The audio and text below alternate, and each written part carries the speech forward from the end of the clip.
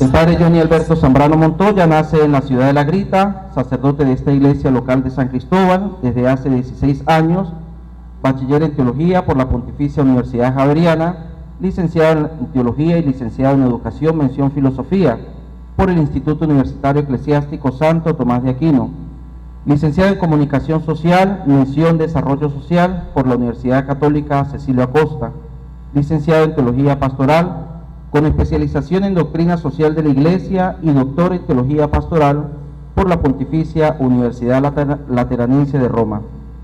Ha realizado e impartido diferentes cursos y diplomados en Sagrada Escritura, Pastoral Juvenil, Eclesiología, Métodos de Investigación, Investigación Teológica, Sacramentos, Nueva Evangelización, Liderazgo Sociopolítico en América Latina, Derecho Internacional de los Refugiados, Locución, Oratoria y Producción de Televisión. Actualmente es articulista de Diario Católico, con Fe Creída y Fe Vivida.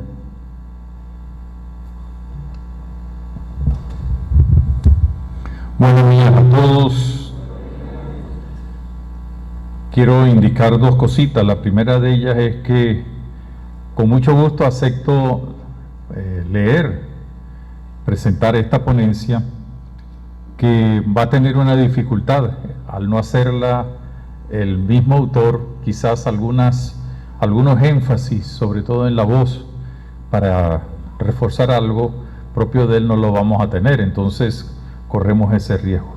Y segundo, yo quiero decirles algo que no aparece en el currículum, porque el currículum también lo hace el padre Johnny, y es que quien impulsa y motiva, o quienes impulsan y motivan la tesis del padre Johnny, son dos grandes pensadores, uno eclesiástico, que es el padre Azolan, que es el gran maestro en este momento a nivel mundial de la teología pastoral, profesor y director del Instituto de Pastoral de la Universidad Lateranense, y Rocco Buttiglione, que es un dirigente político, pero también especialista en la doctrina social de la Iglesia. Fueron ellos dos quienes lo motivaron y acompañaron en esta tesis que él realizó, y que verdaderamente es muy importante, porque es toda la relación entre política e iglesia a partir del pensamiento del gran Papa Pablo VI. Leo todo lo que escribo aquí, ¿no?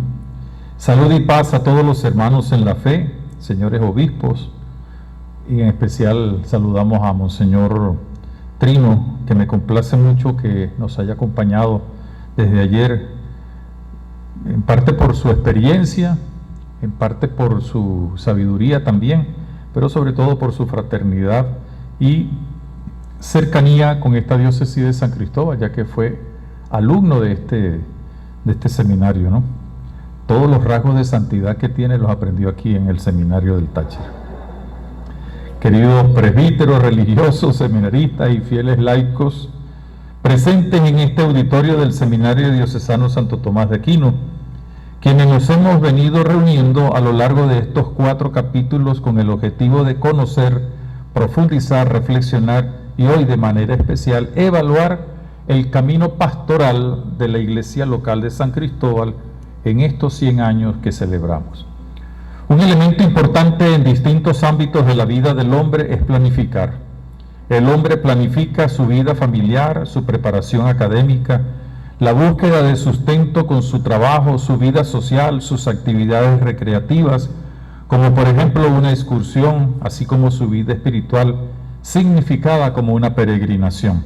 Por tanto, en esta conferencia buscamos profundizar la esencia de la planificación en la acción eclesial iluminada por la teología pastoral y el método del discernimiento evangélico.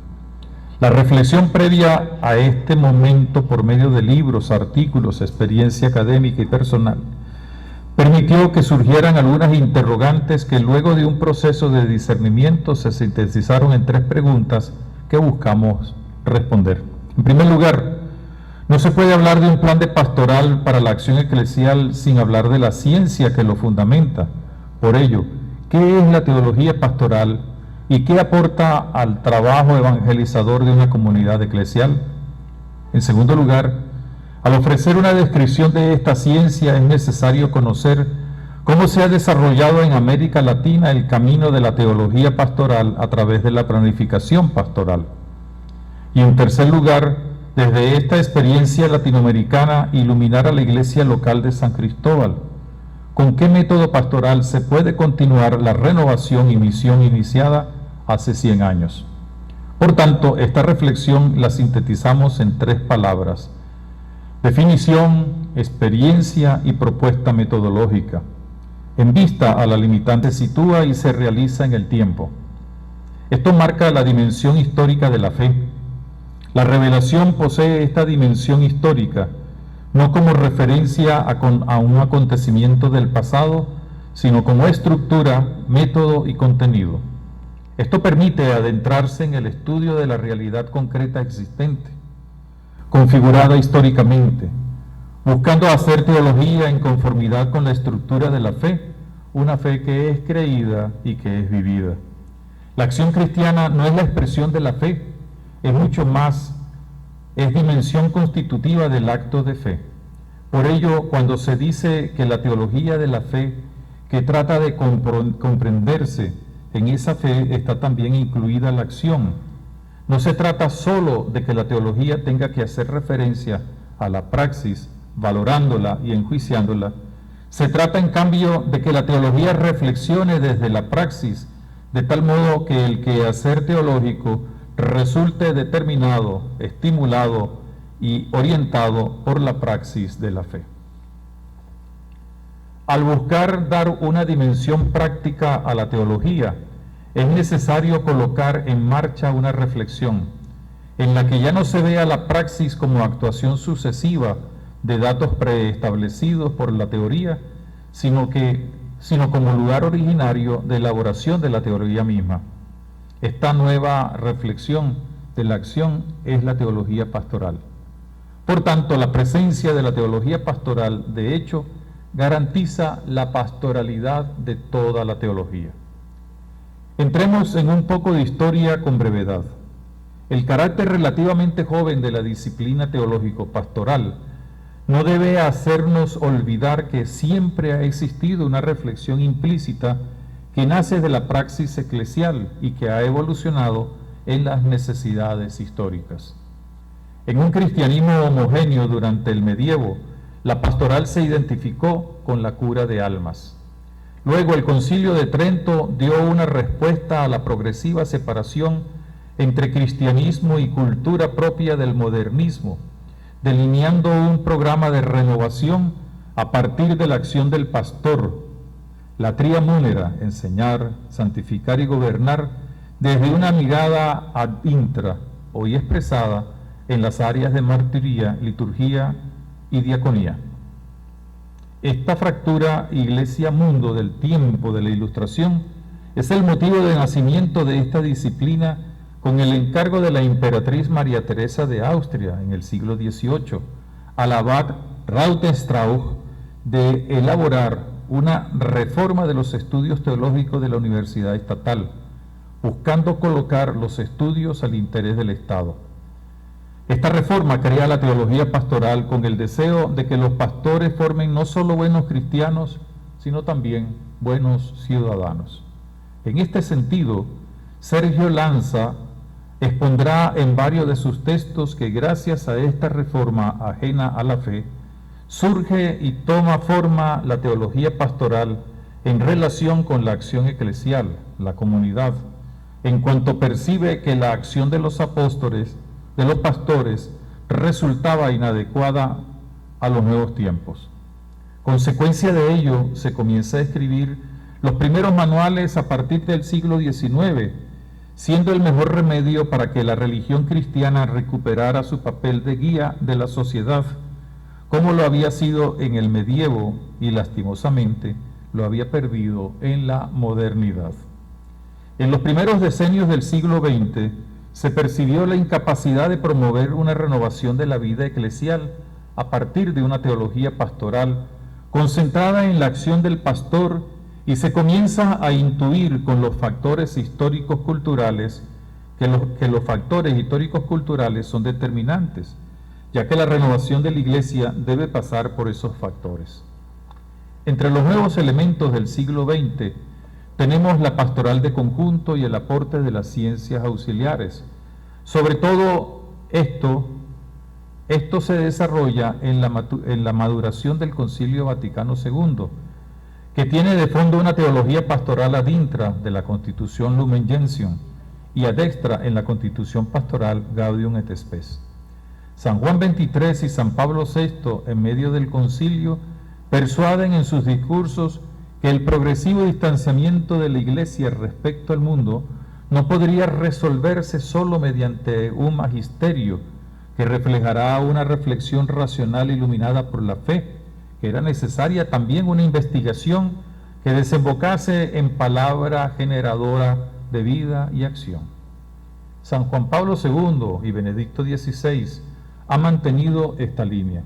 Actualmente, el Papa Francisco nos ha invitado a reflexionar desde una teología que se encarne en la vida del mundo, instaurando un diálogo que moldee las circunstancias propias, llevando a considerar la acción eclesial como un lugar teológico. Hasta aquí, una aproximación histórica del largo y complejo proceso de individuación del objeto de la teología pastoral. ¿Qué es teología pastoral? Es la ciencia que estudia y proyecta la acción de la comunidad cristiana en su totalidad, es decir, de laicos y pastores, no como una opción de algunos, sino como proyecto comunitario que vive la sinodalidad saliendo de modelos ya preexistentes. Al respecto, el Papa Francisco en Evangelii Gaudium dice, citamos, la pastoral es clave de la misión, en clave de misión pretende abandonar el cómodo criterio pastoral del siempre se ha hecho así. Invito a todos a ser audaces y creativos en esta tarea, de repensar los objetivos, las estructuras, el estilo y los métodos evangelizadores de las propias comunidades. Una postulación de los fines sin una adecuada búsqueda comunitaria de los medios para alcanzarlos está condenada a convertirse en mera fantasía. Lo importante es no caminar solos, contar siempre con los hermanos y especialmente con la guía de los obispos en un sabio y realista discernimiento pastoral. Evangelii Gaudium, número 33. Esta invitación del Papa nos ayuda a precisar que la teología pastoral es la acción humana divina de la Iglesia en su planificación y acción pastoral, que tiene como objeto material desde una reciprocidad dialéctica entre identidad y misión, la acción eclesial, y como objeto formal el método del discernimiento que se realiza en la consideración de la historicidad del actuar cristiano y del hacerse la Iglesia. Hoy la teología pastoral tiene una dificultad, y es que la acción eclesial se realiza movida por costumbre y poca reflexión teológica, cayendo en una reproducción de modelos pastorales efectivos en un momento y lugar determinado, pero que en otro contexto no responden a las necesidades ante ello. Debemos accionar un proceso reflexivo iluminado por la fe a partir de una lectura teológica, con intencionalidad a través del discernimiento evangélico, logrando encarnar criterios y líneas de acción en contextos y destinatarios que siempre son nuevos y están en movimiento, ya que es un movimiento de fe que dialoga con la razón. Esto es guiado por el principio teológico de la encarnación. Dios salva al hombre por medio del hombre. Por tanto, la teología pastoral no enseña qué cosa se debe hacer, no es un manual, sino cómo se debe hacer por medio de una reflexión teológica. La teología pastoral y la pastoral no son lo mismo, pero no se entienden por separado. La teología pastoral se ocupa de la relación fe-acción. Por tanto, la acción pastoral no es una simple consecuencia de la teología, sino que es una práctica teológica situada en un contexto social y cultural. Desde la agente pastoral busca encarnarse para hacer presente el reino de Dios mediante la evangelización. El agente pastoral debe partir de una situación de su entorno por medio de apreciaciones o fenómenos, encontrando núcleos problemáticos, los cuales analizará e iluminará con elementos teológicos presentes en la Sagrada Escritura, la doctrina y el magisterio, elementos sociales y culturales propios de las ciencias humanas, como la antropología y sociología, con el propósito de originar líneas estratégicas que respondan a la situación encontrada en medio de una estructura plural. Sin embargo, es necesario determinar que no es conveniente dar la primacía a la epistemología de las ciencias humanas y sociales frente a los principios teológicos que deben estar en primer lugar. Una fe creída debe ser una fe vivida. La fe es connatural a la persona, le da forma a la vida. Por eso una fe creída debe ser una fe vivida. Son dos dimensiones que van de la mano, como nos lo recuerda el apóstol Santiago. No existe experiencia de fe que sea solamente teórica. De este modo la fe y la acción son correlativas. Así lo recuerda la Constitución Dei Verbum cuando menciona el acto de revelación de Dios con el hombre. Citamos el número 2 de la Dei Verbum. Este plan de la revelación se realiza con hechos y palabras intrínsecamente conexos entre sí, de forma que las obras realizadas por Dios en la historia de la salvación manifiestan y confirman la doctrina y los hechos significados por las palabras, y las palabras por su parte proclaman las obras y esclarecen el misterio contenido en ellas.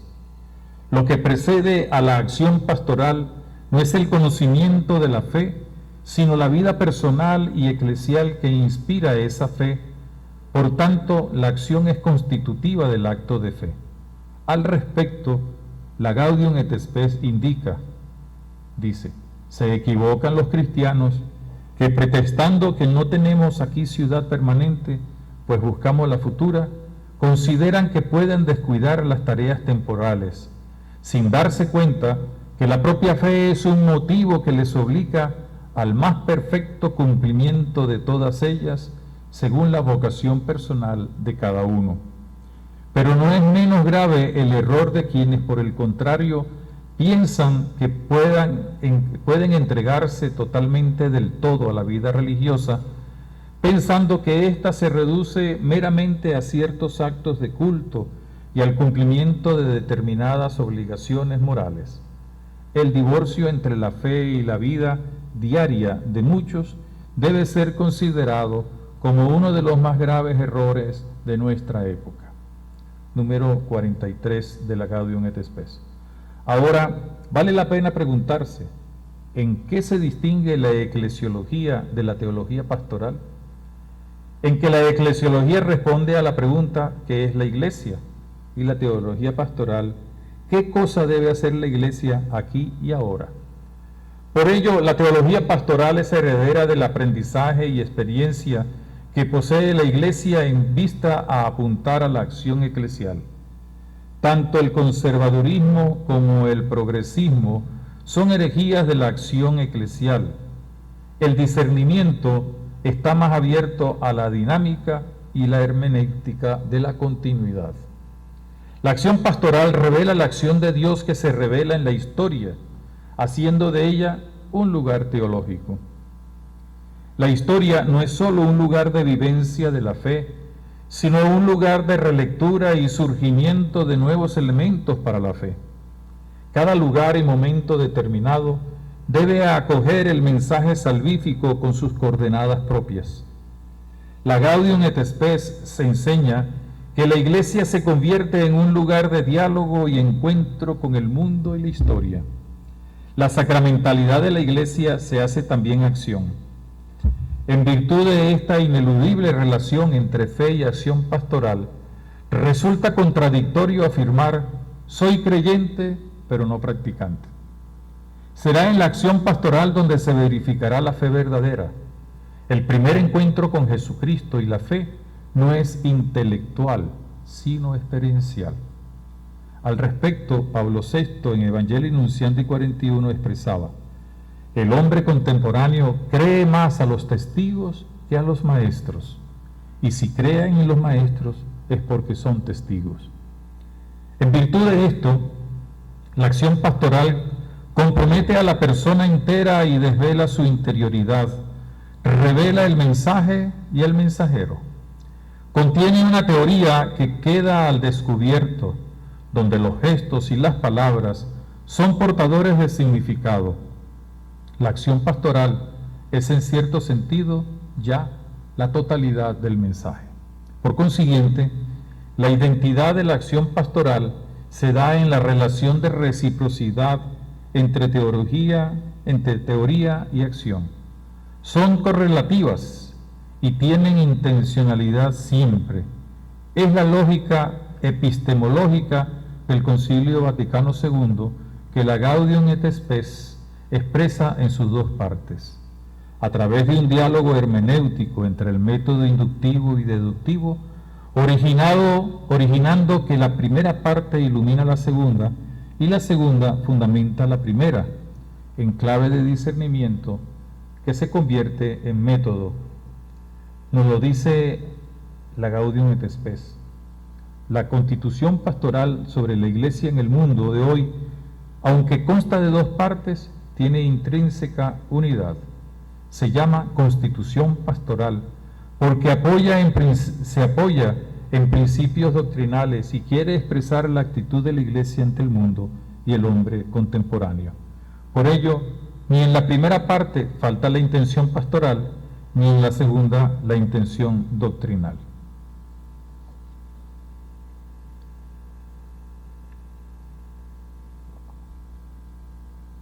De la teología pastoral a un plan pastoral. En el actual mundo globalizado observamos el dinamismo y aceleración de cambios que vive la sociedad. Estamos en un cambio de época. Esto nos coloca frente a nuevos escenarios con nuevos desafíos para nuestra acción pastoral. Es necesario, guiados por la luz de Dios en primer lugar, responder de forma racional y con espíritu evangélico.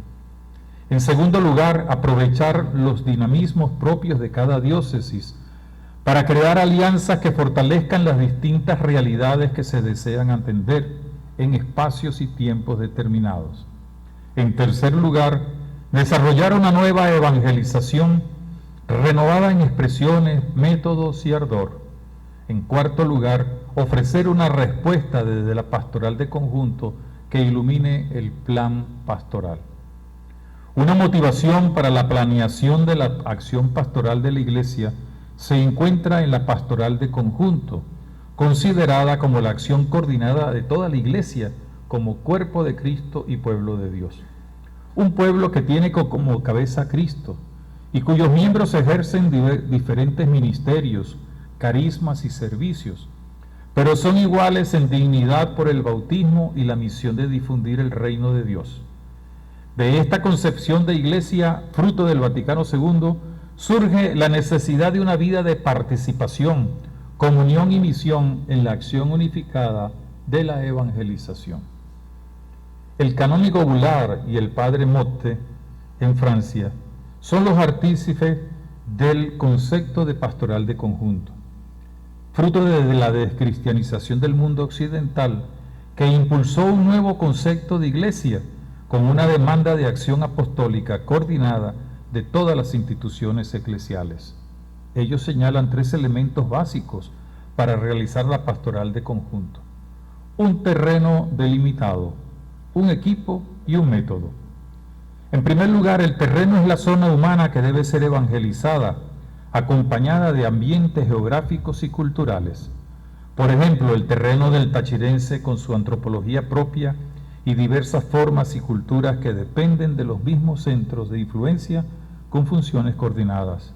En el terreno se articulan los problemas de la vida social y eclesial que se deben priorizar para dar respuestas pastorales. En segundo lugar, un equipo de coordinación en diversos niveles de trabajo que conformen una comunidad de fe con una estructura pastoral. En nuestra iglesia local de San Cristóbal lo tenemos a través de los obispos, la vicaría de pastoral, los secretariados y las parroquias.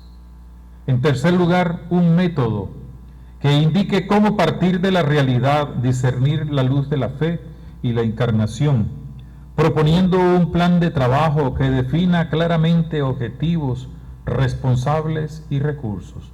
Por tanto, un plan pastoral debe enmarcarse en una estructura básica de procedimientos, análisis de la realidad y la situación problemática, diagnósticos de prioridades, determinación de fines y objetivos, toma de decisiones sobre los medios e instrumentos a aplicar.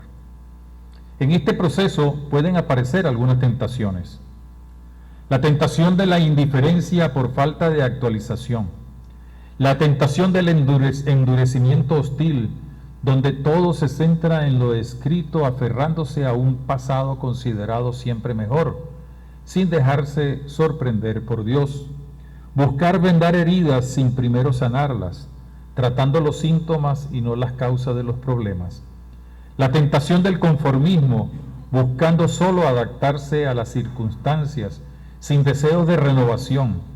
La tentación de descender de la cruz para contentar a la gente y ceder al espíritu mundano, y la tentación de descuidar el depósito fidei, siendo no custodios, sino propietarios con creencia de poder cambiarlo. Estas tentaciones debemos buscar contrarrestarlas con una mirada trascendental que oriente a vivir experiencias de compromiso frente a la indiferencia, de apertura frente a la cerrazón, de creatividad frente al conformismo, de testimonio cristiano frente al mundanismo, de responsabilidad y servicio frente al sentirnos dueños de aquello donde solo somos administradores, para de este modo poder comprender, aprovechar, orientar y responder al cambio de época desde una planeación pastoral asumida como un proceso de comunión, dirigida por toma de decisiones desde la fe y consciente de lograr objetivos renovados y actualizados según los nuevos escenarios y medios evangelizadores. Por tanto, desde una pastoral de conjunto, un plan pastoral enmarca realidades problemáticas que desean tener caminos de respuesta desde un método. ¿Qué es un plan de pastoral? En primer lugar, es un proceso dinámico, envuelto en una secuencia de etapas que busca un fin. En segundo lugar, las acciones que allí se proponen dependen de una toma de decisiones entre alternativas posibles, dirigidas por interrogantes que deben discernirse. ¿Qué hacer? ¿Cómo? ¿Cuándo? ¿Dónde? ¿Quiénes? Decidiéndose con anticipación, previniendo el futuro para buscar el posible camino. En tercer lugar, esta toma de decisiones está condicionada por un proceso reflexivo racional, combinación óptima de actividades y recursos con el fin de lograr objetivos planteados. En cuarto lugar, es sistemática, como conjunto de etapas orgánicamente en relación, donde dependen una de la otra para formar un conjunto ordenado y metódico. Por tanto, un plan pastoral es un proceso planificado que ayuda a un trabajo en red, integrando instituciones y personas, secretariados, agentes de pastoral de las parroquias, que organizadamente formen redes de diálogo y acción con líneas de comunicación, enriqueciéndose desde la experiencia y la sabiduría de cada comunidad. Este proceso promueve la coordinación integrada y participativa de todos los involucrados, creando un entrenamiento que facilite su aplicación, la comprensión del lenguaje y uso de la metodología. Un recurso importante son los especialistas y asesores en dos campos, el marco doctrinal teológico y el metodológico. Ellos deben tener la disposición de encarnarse en la comunidad y hacer un trabajo en comunión que acceda a hacer un análisis de la realidad, ordenar datos y testimonios dados por la comunidad, que permitirá un buen diagnóstico para luego pasar a la reflexión teológica de lo que Dios quiere aquí y ahora, y desde allí promover líneas de acción que busquen dar respuesta a la situación problemática planteada. ¿Cómo se origina el método del discernimiento? Para responder nos basaremos en la teoría práctica, que es aquella que explica cómo se presenta la realidad concreta en su esencia, y no solo de forma especulativa. Esta realidad concreta está determinada por el método inductivo-deductivo, método de la teología pastoral, que busca establecer una reciprocidad entre teoría y praxis. No es correcta la idea que una buena teoría desprende naturalmente una buena práctica. Debe haber también un buen método. Toda doctrina incluye en sí una acción y toda acción incluye en sí una teoría. No existe ninguna teoría que no dé cuenta de una acción. Para esto presentamos 3 leyes que regulan esta reciprocidad según Sergio Lanza.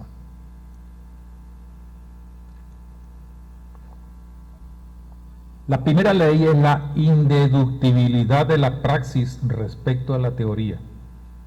Esta ley es dirigida por el método deductivo. Desde la teoría prevalece sobre la práctica, sin tener relación con ella. La teoría especulativa es incapaz de comprender el todo de la realidad, lo que orienta y da significado a la praxis concreta. Por tanto, no está en condiciones de recoger todas las posibilidades prácticas que pueden darse en un lugar y momento determinado. El problema aquí se verifica cuando se hacen planes pastorales y propuestas teóricas sin considerar los aspectos de la acción. Aquí no existe un paso directo de la teoría a la acción, ni se puede deducir la acción de la teoría, en virtud de que la acción tiene sus leyes propias. La segunda ley es la irreductibilidad de la teoría a la praxis, dirigida por el método inductivo, donde se abre el abordaje de la acción. Se toma en consideración el dato de la realidad dentro de una historia que es cambiante, por lo que es difícil establecer un principio fundado en la historia. No podemos partir solo del dato histórico concreto, aun cuando debe ser tomado en cuenta. El dato teórico, no surge solo de la acción, así como la acción no se deduce simplemente de la teoría. La tentación de este método indica que la acción pastoral sea medida solo desde los logros y resultados, llevando a reproducir modelos que fueron efectivos en otro lugar, pero que no responden al aquí y ahora del momento. Esto hace que se vacíe de contenido el proceso evangelizador. Ninguna experiencia vale como norma universal. La tercera ley es la reciprocidad dialéctica entre la fe y el aspecto contextual, que origina el método del discernimiento, que pone de manifiesto la validez de la teología pastoral. La teoría y la acción están intrínsecamente conectadas, una no elimina la otra. La fe creída implica una fe vivida basada en el principio de encarnación. Por tanto, la teoría ilumina la acción y la acción forja la teoría. A esto llamamos experiencia asimétrica, donde la interpretación de la realidad se da desde el dato de fe, es decir, con mirada creyente de la realidad. ¿Qué es el método del discernimiento pastoral? Lo primero en decir es que este método tiene su fundamento en el principio de encarnación que nos viene de un pastoralista alemán llamado Arnold, quien lo definió así: siempre Dios salva a los hombres a través de los hombres, siendo este principio fundamento de la teología pastoral. El dato histórico antropológico no es un accesorio, es el lugar en el cual Dios se manifiesta. En segundo lugar, la reciprocidad dialéctica de la teoría-acción encuentra un fundamento teológico en el principio de la encarnación. La revelación se da de forma descendente no solo expresando ideas, sino gestos y palabras, es decir, actuando. Dios se revela salvando. Por tanto, la revelación está basada en gestos y palabras intrínsecamente relacionadas en la persona de Jesús. Por ello, la acción de Jesús es antropológica y teológica, en virtud de que Jesús es el Redemptor hominis. En tercer lugar, la acción pastoral de la Iglesia, principio de la misma identidad de Cristo, es siempre acción humana divina. Y en virtud de esto, la pastoral es verdadera teología. La teología pastoral no es una ciencia de organización de actividades, es la ciencia de la acción de Dios en su Iglesia y su fundamento es la encarnación, dinámica mediante la cual Dios se revela salvando al ser humano en la historia. El eterno entra en el tiempo, el todo se esconde en la parte y Dios asume el rostro del hombre. Dios siempre salva encarnado, no en abstracciones, sino en la historia de forma concreta. Dios siempre se revela a través de mediaciones, salva al hombre a través del hombre. La acción pastoral tiene como objetivo la salvación. Si no logra esto, no es una acción pastoral. En cuarto lugar, es necesaria la interdisciplinariedad, donde las ciencias auxiliares como la psicología, sociología, antropología, entre otras, nos permiten entender al ser humano de mejor forma. De aquí que todo buen teólogo es siempre primero un buen antropólogo, decía Benedicto XVI. Unido a ello, el Papa Francisco señala que la crisis social es una crisis antropológica. No considerar el dato humano lleva a una religión desencarnada que degenera en un cristianismo falso. Este es el problema de muchas espiritualidades actuales, donde se busca tener relación con un Dios privado, espiritualidad autorreferencial con pérdida del sentido comunitario y de identidad cristiana. En quinto lugar, si la teología fuera a reproducir lo que siempre se ha pensado y realizado, no tendría ningún sentido. Ella es un proceso gradual y contextual. No es una ciencia descriptiva, es teología que responde a la siguiente pregunta: ¿qué está haciendo Dios aquí y ahora? ¿Y qué implicaciones tiene esto para la Iglesia? Por tanto, la teología pastoral se ocupa de la eficacia de la encarnación en la Iglesia. El método del discernimiento pastoral es donde la perspectiva de fe se pone en relación crítica y fecunda con las coordenadas socioculturales. Un itinerario donde se reflexiona desde la fe con dimensiones constitutivas y no solo de fases sucesivas.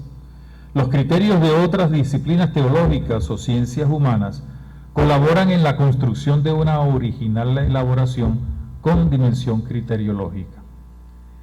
Es la comunidad la que debe hacer este proceso de discernimiento en el conjunto de eventos simultáneos, respondiendo a la pregunta clave: ¿qué nos está invitando a hacer el Señor? ¿Qué cosa debemos hacer aquí y ahora? Para responderla es necesario proyectarla como factible, bajo criterios de acción en un momento y lugar determinado. Aquí el discernimiento se vuelve método, desarrollando 3 dimensiones y 3 fases. Un paradigma determina las condiciones de pensabilidad de la realidad y representa el marco normativo en cuyo interior deben moverse las teorías que aspiren a dignidad científica. El método del discernimiento pastoral está constituido por un paradigma nociológico, un sujeto y un objeto, guiado por un proceso hermenéutico, práctico y veraz. El objeto material es la acción eclesial, no en cuanto a sí misma, pues sería solo humana, sino guiada desde la fe como respuesta a una realidad aquí y ahora, en la proyección y acción pastoral determinada por la evaluación que permite su mejoramiento para una correcta implementación en cada circunstancia. Es evidente cómo esta acción eclesial entra en relación con la realidad histórico-antropológica con la que se relaciona, envuelta de una realidad humana divina, guiada no por la adaptación, sino por el principio de encarnación, estableciendo la oportunidad de la inculturación de la fe en la comunidad cristiana. Por otra parte, el objeto formal es el método del discernimiento conformado por tres dimensiones: la cairológica, la criteriológica y la operacional, y acompañado de tres fases: la primera de análisis y la evaluación, la segunda de decisión y proyecto, y la tercera de implementación y verificación del plan pastoral. El discernimiento pastoral no es un momento del método, es un acto teologal a lo largo del proceso. Las dimensiones son constitutivas y peculiares del pensar teológico pastoral, y las fases son consecuencias para un posible itinerario metodológico. Procedemos ahora a explicarlos. La dimensión cairológica. El análisis se realiza dentro de una realidad de fe que comprende la acción de Dios desde su redención y no desde la habilidad técnica o estratégica. Esta dimensión está marcada por una lectura sapiencial de los signos de los tiempos por medio del discernimiento que permite una clarificación teológica. La política, la economía, la sociología no lo pueden considerar. El kairos es la percepción del tiempo en que Dios dirige la acción pastoral, estando en relación con el lugar, acontecimiento o momento concreto. No es un pensamiento abstracto, es todo un proceso con origen teológico, es el tiempo de salvación, es la acción cristiana que se encarna en la historia con situaciones concretas. La dimensión cairológica está presente en las tres fases donde actúa el Espíritu Santo en la realidad concreta. Está de modo especial en la fase de análisis, como descripción y percepción del contexto histórico, pero emerge en la fase proyectual, estimulando el pensamiento, ayudando a individuar exigencias y prioridades, y en la fase estratégica indicando el campo para la acción y los medios concretos a la disposición.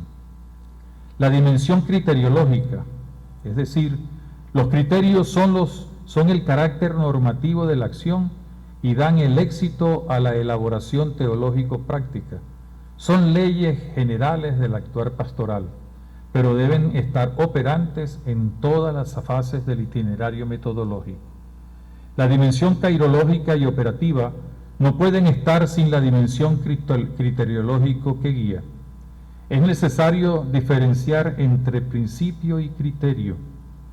El principio siempre es absoluto. Su validez no se da por la situación, sino por la teología, por otra parte. El criterio emerge de la reciprocidad dialéctica del dato de fe y el dato antropológico. Por tanto, el principio no es un criterio. Los criterios son relativos. Son elaborados en el horizonte cairológico y operativo del dato institucional. El criterio es sobre lo cual la pastoral puede ser proyectada.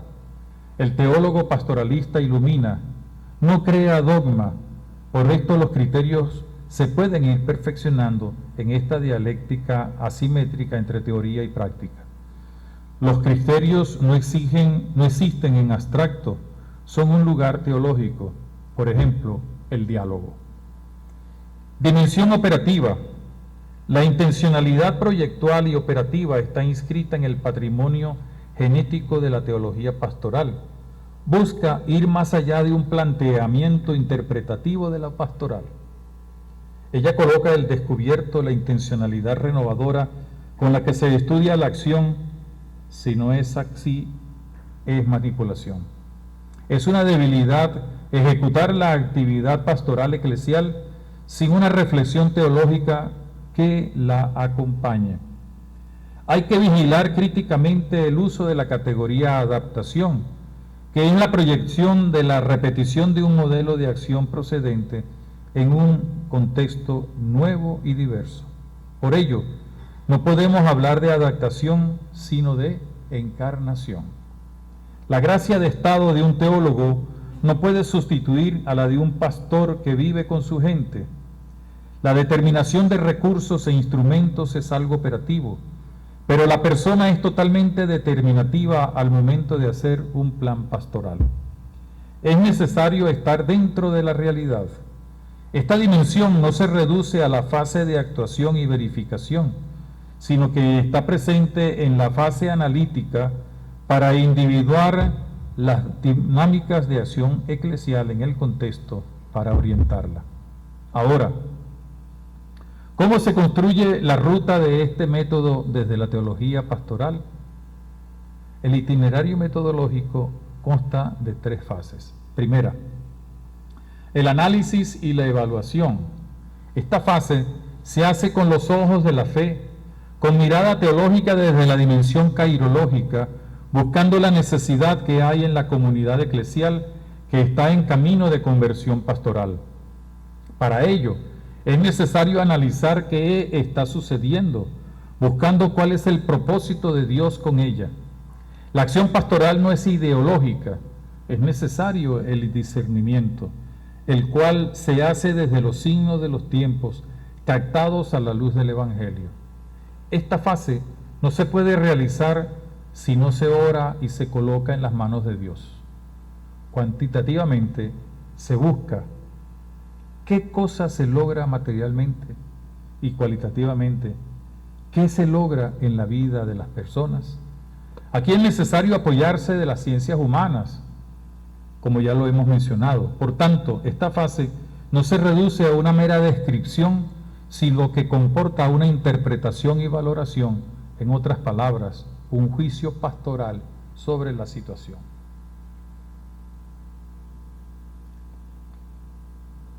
Segunda fase, decisión y proyección. Los principios son el ámbito universal necesario, marcan una dirección, pero no el todo de la decisión, decía Karl Rahner. La verdadera solución solo se alcanza en la reciprocidad dialéctica de teoría y praxis. Un pastor debe escuchar, mirar, resguardar lo que dicen otros para decidir.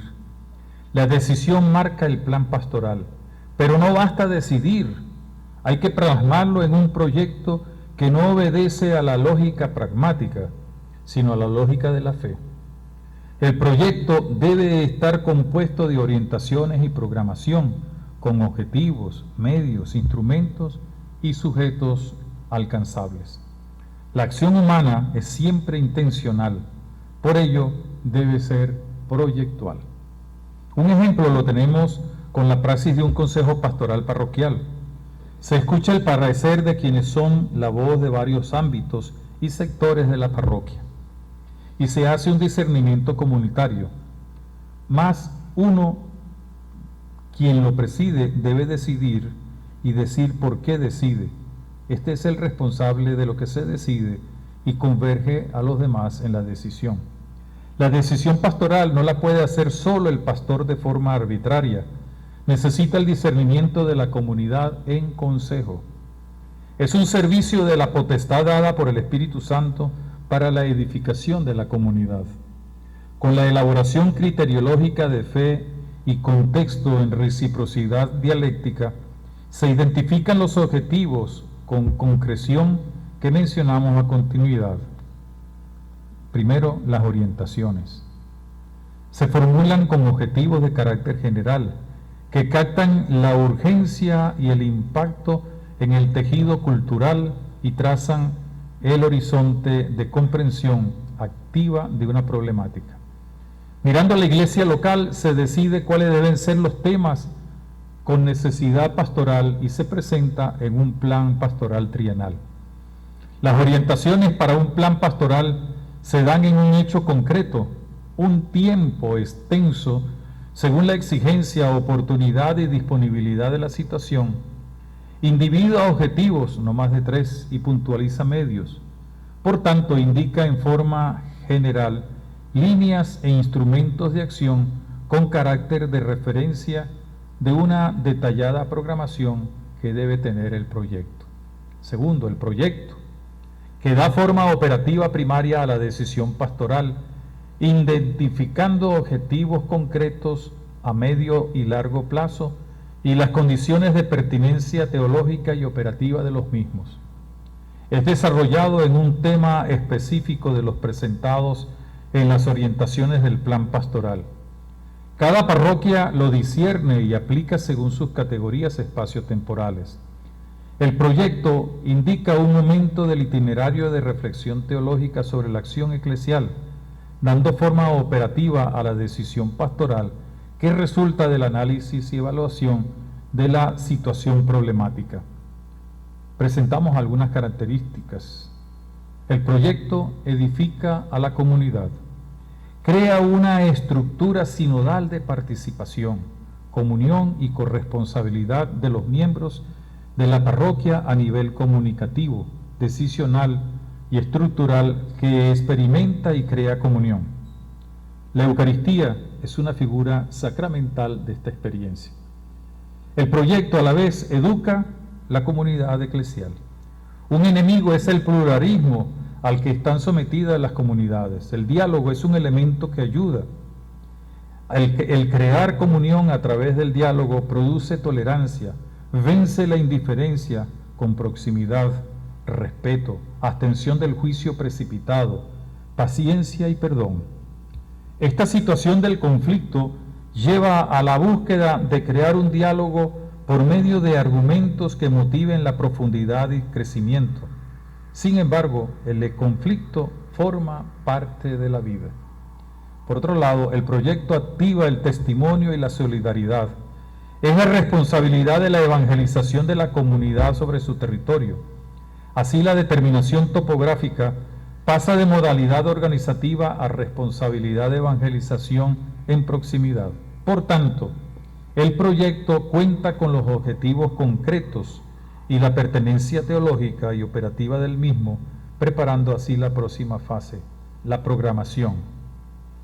Es la acción de ejecutar el proyecto de forma orgánica y racional, con intervenciones operativas, determinando los objetivos con objetividad y prioridad, los tiempos, las personas, los medios, la vía de factibilidad y ejecución. Una de sus características es ser concreta, pero no rígida, ya que puede ser revisada y valorada, y en esto se distingue del proyecto. La programación exige la verificación no solo en la fase final, sino en la intermedia de la acción eclesial pastoral. Tercera fase, la implementación y verificación. La acción es la vida del cristiano, es siempre cairológica. Nos permite estar atentos y abiertos a lo que el Espíritu Santo desea en la acción pastoral en la comunidad eclesial. Por otra parte, la verificación concretiza la dimensión cairológica, en donde la situación es analizada y sobrepuesta a juicio en el ejercicio de la acción pastoral. Toda acción humana significativa debe tener, si efectivamente quiere ser significativa, un correspondiente criterio de valoración. Si se renuncia a la verificación, la acción pierde sentido y verdad, resultando difícil su estudio científico. Por tanto, hay que verificar la acción eclesial. Es necesario saber que la verificación no se limita a registrar datos, sino que considera la eficacia de la metodología adaptada, la funcionalidad en orden de los objetivos y la práctica operativa en orden a los destinatarios. Examinen todo y quédense con lo bueno, dice San Pablo. La verificación tiene tres dimensiones: la operativa, yo realizo algo; social, yo demuestro algo; y personal, yo soy alguien en ese proceso. A la teología pastoral le toca valorar los planes, proyectos, programas y resultados en cada situación concreta, buscando edificar el reino de Dios. El objetivo de la verificación es el discernimiento comunitario y lo hace desde 4 niveles: teológico, porque verifica la fe de la comunidad en su proceso de conversión; el espiritual, que habla de la madurez cristiana en una vida de comunión y misión; la eclesial, que es el crecimiento de la vida comunitaria a través de la experiencia de sinodalidad, discernimiento comunitario. Y al nivel cultural, promover el diálogo que permita edificar la sociedad y hacer historia. Conclusión. Las tres dimensiones están constitutivamente presentes. La dimensión cairológica, que enraiza la situación vista a la luz de la fe. La criteriológica, que señala la necesidad de elaborar criterios que orientan la reflexión a través de una reciprocidad dialéctica asimétrica entre el dato de fe y el dato antropológica. La dimensión operativa, que ubica la actuación. El discernimiento evangélico, en cuanto forma de reflexión, constituye la forma adecuada de la reflexión pastoral. El sujeto que verifica es la comunidad cristiana, conformada por los pastores y los fieles laicos, no como masa, sino desde una dimensión participativa y comunitaria. Un ejemplo de ello, las comunidades eclesiales de base, los grupos de apostolado, los consejos pastorales, los consejos económicos parroquiales. Si lo hace solo el pastor, es una posición restrictiva. Si lo hace la iglesia y la sociedad, sería extensiva. Pero si lo hace la comunidad eclesial encarnada en una situación particular de vida, será la posición adecuada. El método del discernimiento es un camino para interpretar la singularidad de la vida eclesial envuelta de realidades, procesos y culturas con una lectura cristológica a nivel personal y comunitario, buscando como fin la conversión en el kairos y el juicio prudencial. Entre las actitudes para el discernimiento tenemos la eclesiología de comunión, la conversión, la madurez sapiencial, la discreción, la pericia y la caridad.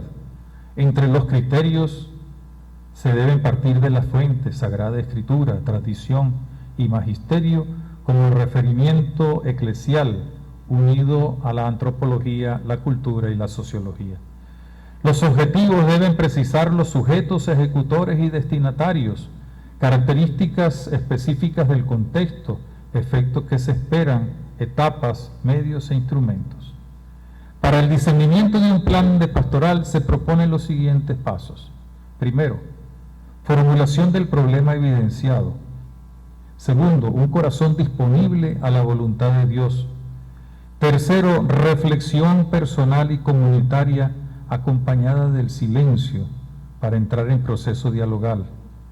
Intercambio sobre el problema en estudio, en un clima de fraternidad y oración. Confrontar opiniones para llegar a un elemento de comunión. El plan diocesano de pastoral es un instrumento al servicio de la evangelización de una iglesia local para orientar en una misma dirección la acción eclesial, la cual debe ser expresión de la pastoral de conjunta, movida por la comunión, participación y misión que nos ofrece el Concilio Vaticano II.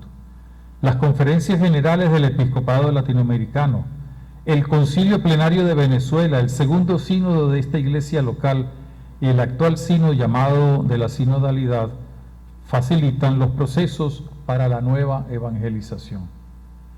Quiero finalizar invitándolos a reconocer que el principal agente pastoral es el Espíritu Santo, quien impulsa los procesos para trabajar y caminar juntos, unidos en una misma dirección, coordinando y compartiendo criterios, planteamientos y acciones. De ello resultará una pastoral de conjunto, orgánica y vertebrada, realizada por todos y desde los ámbitos y organismos pastorales, cada uno con su especificidad. El Espíritu Santo, principio de amor y comunión, alma de la Iglesia, la vitaliza, renueva y sostiene. Solo es necesario una paciente actitud de escucha orante y esperanzada de lo que el Espíritu dicta a la Iglesia local. Finalmente, el Papa Francisco nos recuerda que todas las comunidades, dice el Papa, procuren poner los medios necesarios para avanzar en el camino de una conversión pastoral y misionera que no pueden dejar las cosas como están. Agradecemos al Padre Johnny Zambrano esta bonita y extensa relación sobre el discernimiento pastoral, y lo agradecemos con un aplauso que lo escucha allá donde está.